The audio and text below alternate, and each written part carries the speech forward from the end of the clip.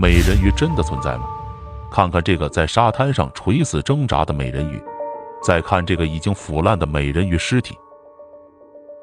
这段视频来自权威的科学团队，这个长着蹼的手会不会是美人鱼的呢？美人鱼是真实的还是神话故事？让我们来看10个证明美人鱼存在的证据。第一，肯尼亚洞的，也可能是捕捉到了对已知动物，只是看花了眼而已。也有人报告说看到了这个鱼或海豚和一个年轻女孩的结合体，它只出现在日落时分，为旁观者表演了一些舞蹈，然后消失在夜色中。第一个见到他的人是一个叫史罗摩科恩的男人，他说他和朋友在一起，突然他们看到一个女人以奇怪的方式躺在沙滩上，起初他们以为她只是在海里游泳的人，但当他们走近时，她跳进水里消失了，震惊了所有人。如果你也喜欢所长的视频，不要忘记点个免费的赞和关注，你将收到最新的推送。第五，冰岛美人鱼。2013年，研究人员在冰岛海岸附近的一艘潜艇内拍摄，当他们在海面下3000英尺时，他们捕捉到了这段匪夷所思的一幕。在透明的玻璃外，一只发光的长着蹼一样的手突然出现，这让他们大吃一惊。托尔斯滕施密特博士是此次任务的首席海洋生物学家。他说，当他看到这个疑似美人鱼的生物时，他知道自己看到了一只就像人类一样的神奇的动物。在冰岛文化中，美人鱼有一双黑色的大眼睛和一张小嘴。美人鱼坐在岩石上，用她的歌声引诱水手们，男人被迷得团团转，然后很快就消失在水中。第六，美人鱼木乃伊。在一个日本寺庙里，一具半人半鱼的生物木乃伊被安置在这里。它最初被放在一个盒子里，盒子上有一张1903年的纸条，描述了这条美人鱼是如何在公元1736年至1741年左右在土佐省海域被捕获的。当时渔民并不知道这是美人鱼，之后它被带到了大阪，并把它作为一种不寻常的鱼卖给了他的祖先，之后当作传家宝一直保存着。在日本民间传说中，这是一种长着猴子嘴、鱼一样的牙齿和身上覆盖着金色鳞片的生物。传说中有一个女人不小心吃了美人鱼，然后活了800年。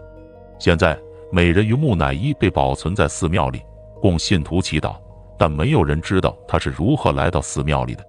专家通过 CT 检查后认为，这些木乃伊其实不是真的，它实际上是由布和胶水制成的，鳞片来自编织在玩偶中的河豚鱼的皮。木乃伊的创作时间比纸条上的文字要晚得多，可能是在18世纪下半叶。难道是真正的美人鱼木乃伊被盗走了吗？第七，抓住了美人鱼。这一段视频是美人鱼存在的最确凿证据之一。视频显示了渔民在打捞时将一个疑似美人鱼的生物带到船上的画面。这还没完，这只美人鱼还在极力的反抗，可以看到它伸出了一只有蹼的手，这只手看起来就像上一段视频中放到潜艇上的那只手。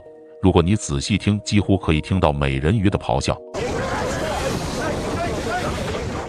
船上的一些人震惊地喘着粗气，也许是因为恶劣的天气，也许也来自渔民的恐惧。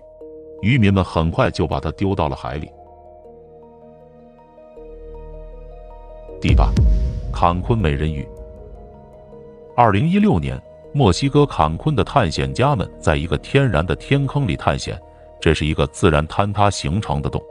当他们潜入时，看到了一个黑影闪过。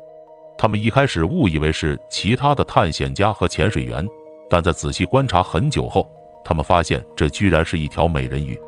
幸运的是，他们有人体摄像头来捕捉这种雄伟的生物。一些信徒长期以来一直认为洞穴是美人鱼的完美家园，因为这里几乎没有人打扰他们的生活。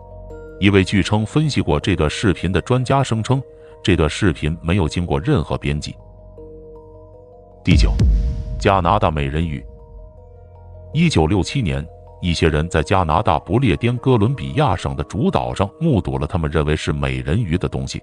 其中一个看到它的人说，它是金发碧眼、有酒窝的美人鱼。当时一个著名的报纸刊登了一篇关于这件事的报道，并附上了一张拍摄的照片。文章说，几名目击者说这条美人鱼是一条很大的鱼，其中一人说它还被咬了一口。为了能再次捕捉到它，人们去到了它上次出现的地方，但怎么也没有了它的踪迹。报纸宣布将向任何能够真正给出这个酒窝美人鱼的人提供25000英镑的奖励。一个叫查尔斯·怀特的人说，它是一条真正的美人鱼。他与美人鱼签订了一份保密协议，他不能提供更多关于美人鱼的事情。第10，权威的证实。著名航海家哥伦布就记载着曾在多米尼加看到过美人鱼的记录。1439年1月，他在日记记载曾见过3条美人鱼。他记录着美人鱼长着人一样的脸，非常漂亮。威廉·莎士比亚在1590年至1594年的作品中也写到有关于美人鱼的故事。研究人员认为，这样的描写可能并不仅仅是来自幻想，他极有可能亲眼看到了美人鱼。1608年，英国著名航海探险家亨利·哈德逊探索了挪威沿海的寒冷海域，在这里，他的船员遇到了美人鱼。他在日记中也清晰地描述了美人鱼的外观以及声音。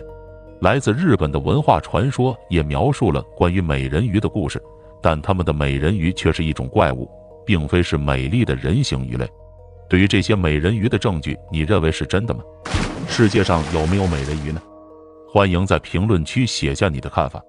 我是所长，感谢收看，我们下期再见。